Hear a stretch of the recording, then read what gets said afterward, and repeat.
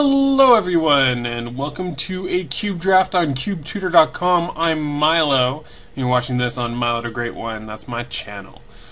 This cube doesn't belong to me. It belongs to Ryan, who runs Bulldog Games. I actually was lucky enough to play this cube live. He brought he brought his cube to the comic pile in Kensington Market.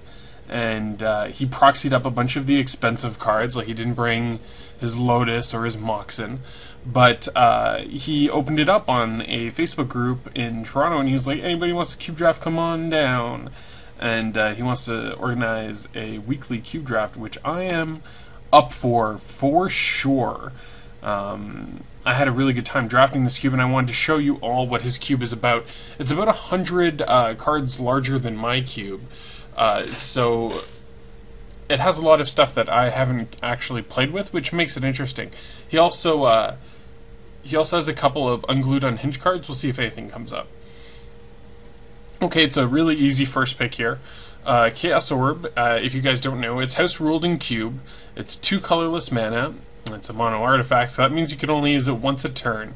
You pay 1 mana and you sack it in cube to destroy target permanent.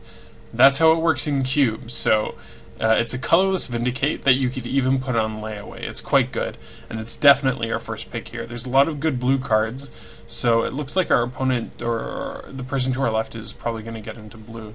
Like, what's the next pick here? Oh, maybe the next pick's Revelark, or Garruk, or Mirror Battlesphere. Yeah, we're taking that for sure. Oh, we got a Treachery. Treachery is just a really good blue card. It's just very, very strong.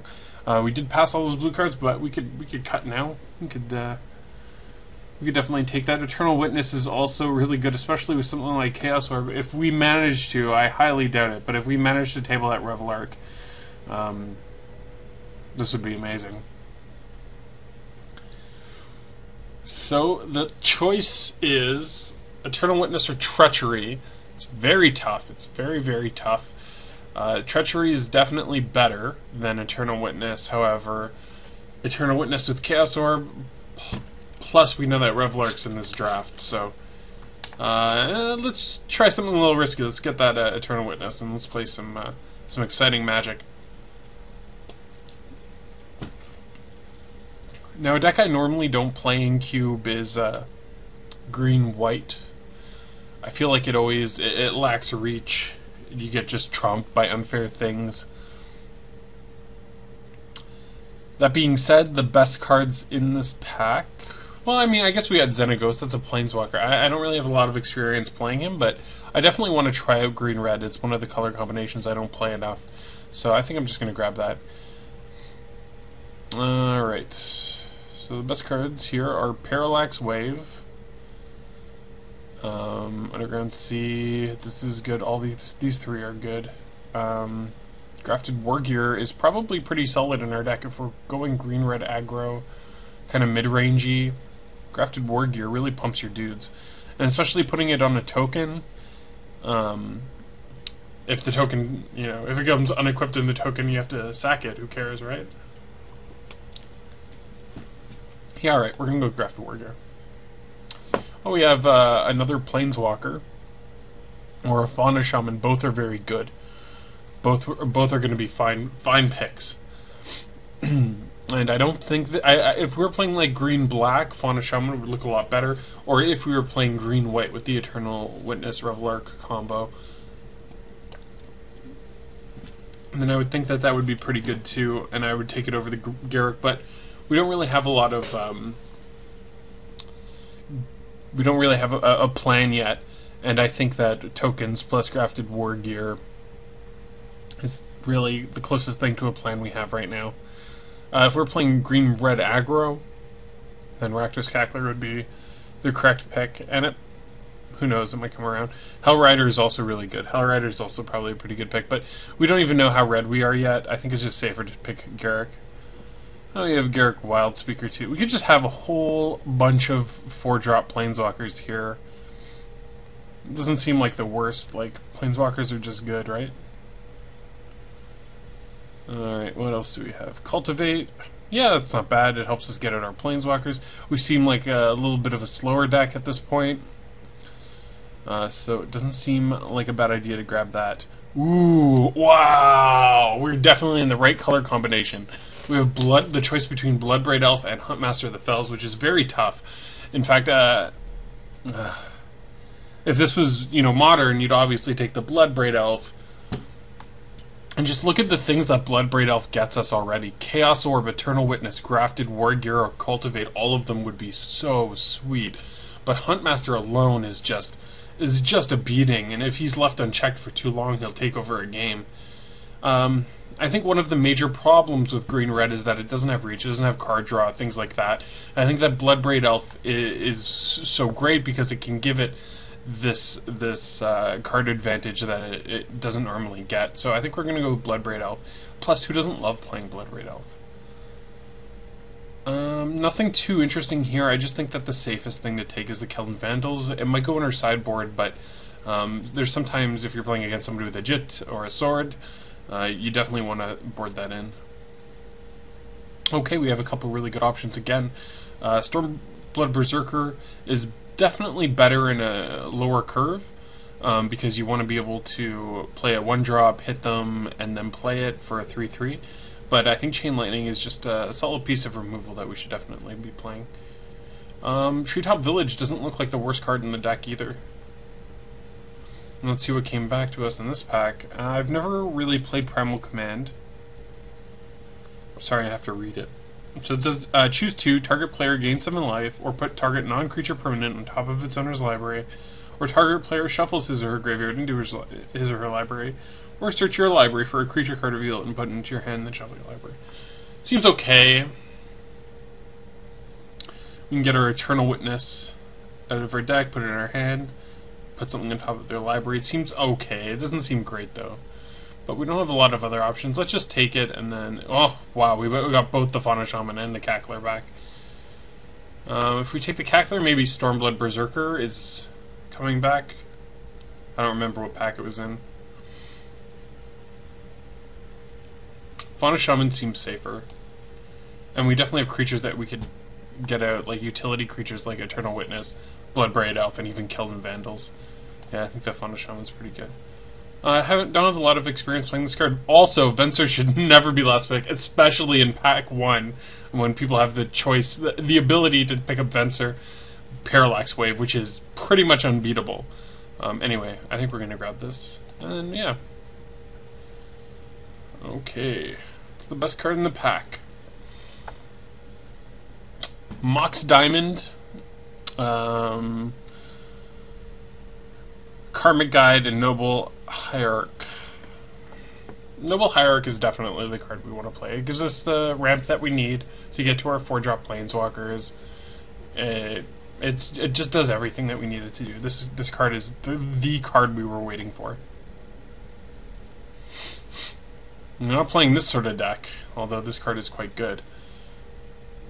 Birds of Paradise is good too. Give us a little bit more ramp so that we can power out some interesting things.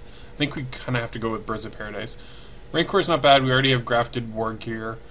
And Zell's Conscripts is a can be like a blowout MVP in Cube, but I think it's just not as consistent as something like Birds of Paradise.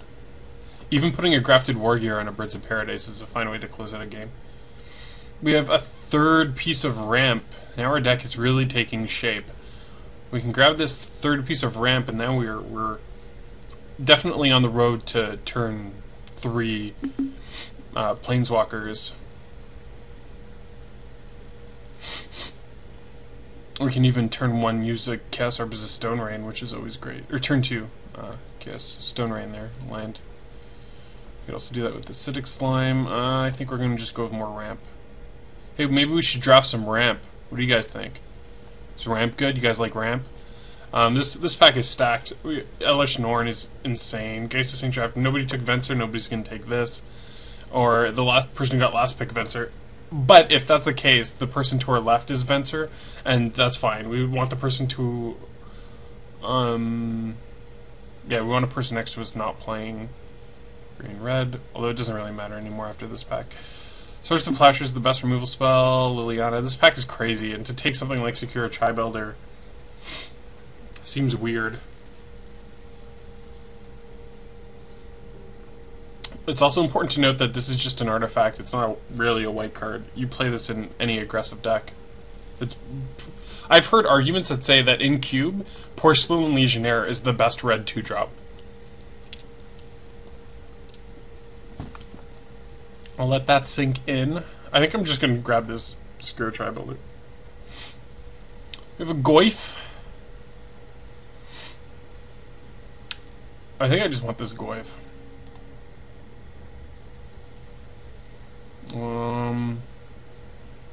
Kikijiki's really good. Even without Splinter Twin combo. Like, people always think about him as like a combo card with Pestermite, which is good, but like he's also just good. Like, I don't know, copying almost anything is solid. Copying Eternal Witness every turn. It's pretty crazy. Spike Shot Elder, I think we could use some lower drops, and I mean, we have all this ramp, but I think he's pretty good. I think we can take him. This card probably destroys us. This is probably something we don't want to play against. This card also destroys us. This card definitely... This card is... We gotta get rid of this card for sure. Oh, Vengevine. We have so many 4-drops at this point. I don't really want to grab a Vengevine, but this is definitely the best card in the pack for us. Oh, we have a 2-drop Mare. This is a fine 2-drop.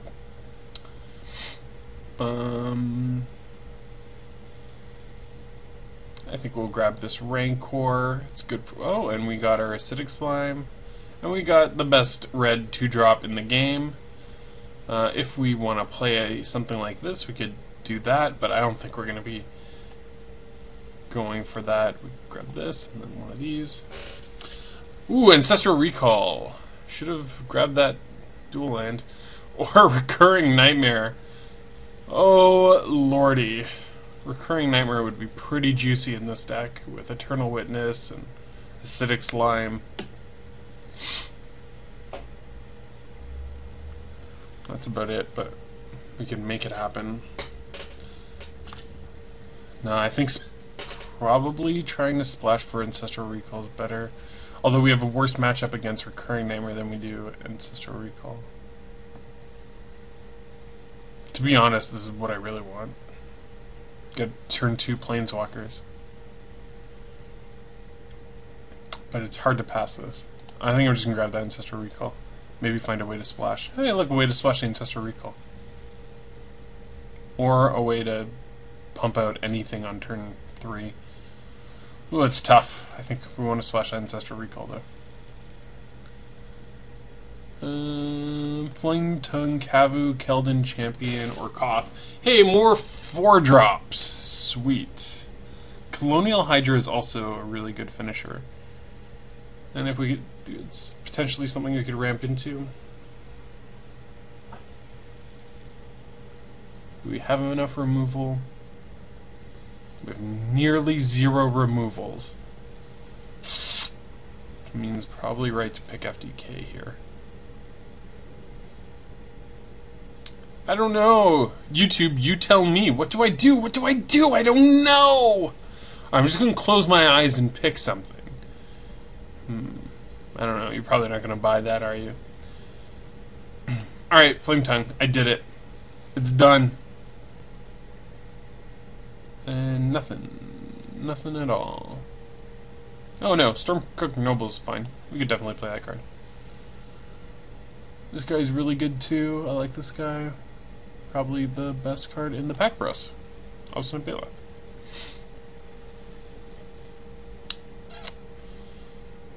We also have that Cultivate, so splashing for an Ancestral Recall is not the worst thing in the world.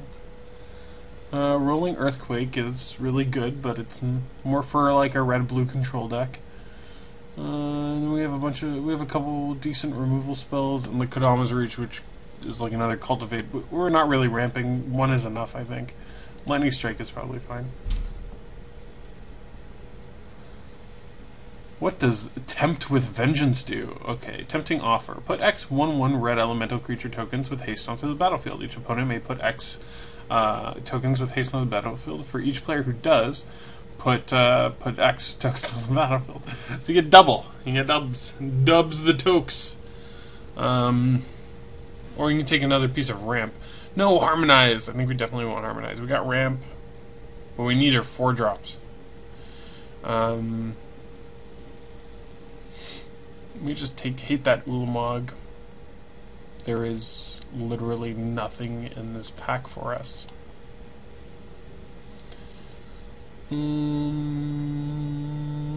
This is okay. I remember playing this back in the day.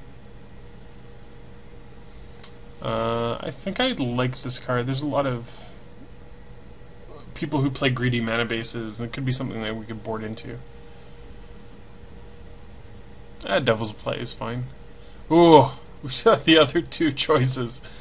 I've had a lot of success with Koth, but then Keldon Champion. This is such a great comparison. Like, I really have never had...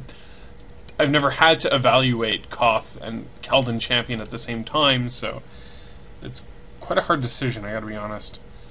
Koth will close... Or, sorry, Keldon Champion will close at a game, and Koth is kind of like something that your opponent is forced to deal with. It could save you, it could...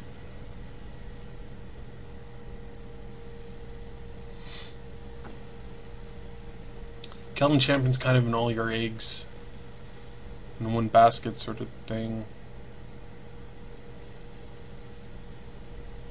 I don't know, Koth has just been so good lately. I did it, I regret nothing.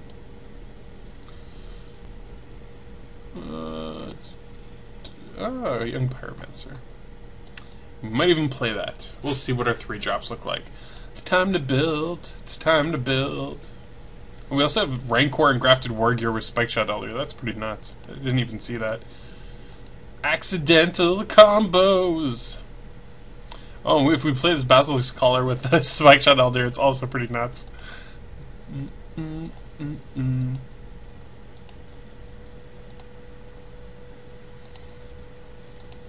Yeah, our deck's pretty sweet. I like this deck a lot, actually. I could go to town with something like this.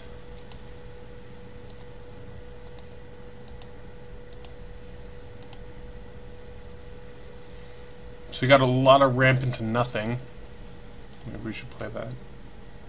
I would consider playing this if I had Raphaelos. And we're probably going to want to play this Ancestral Recall. Over Harmonize? Yeah, I think so. Alright, so we gotta make some cuts. We gotta make some cuts. All the cuts. Cards gotta get cut. Porcelain Legionary got cut. Mirror Abrick getting cut. Because we're doing stuff on every turn. This Garuk is getting the cuts. We have so much ramp, these 4 drops should be fine. Oh, we have 23 cards. No more cuts. We're all done. Playing that, playing in 1 singleton island, and then we have 15 more cards. 2, 3, 4, 5, 6, 7, 8, 9, 10, 11, 12, 13, 14, 15, 16, 17. 15 more cards. We can do something like...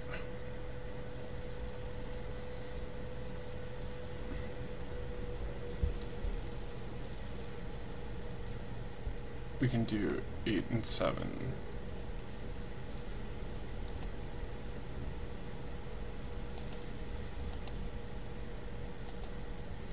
I wanted to do 8 and 6, and then I looked over at Koth and I was like, alright. Plus we also have that. That counts as a forest. This is one of our forests. So that's it. That's the deck. Oh, and then you read a comment. So... yo, yo, yo, check out them sweet decks.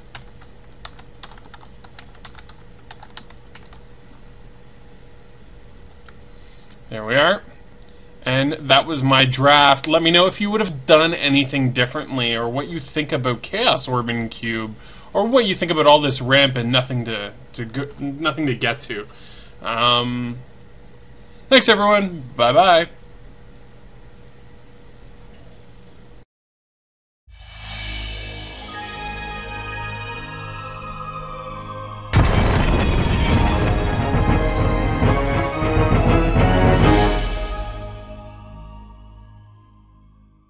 So I'm in before the trolls. I know I misbuilt that deck, so you're gonna say that I misbuilt the deck in the comments. I know you're gonna want to say that, but I know it.